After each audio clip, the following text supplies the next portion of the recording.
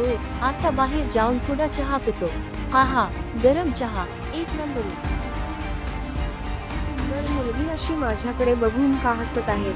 जाऊ दे, ही दिसते मस्त आहे पण. त्याच वेळी हाहाकार झाला. नरकातल्या राक्षसांनी आमच्या शहरावर आक्रमण केलं.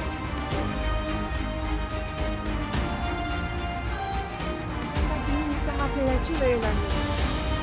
राक्षसांना हे माहिती नाही की मी सुद्धा मानवी समाजात लपून राहत असलेला एक राक्षस आहे.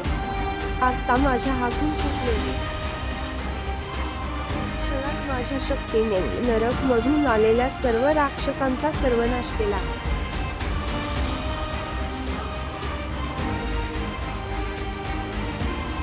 संपला आहे.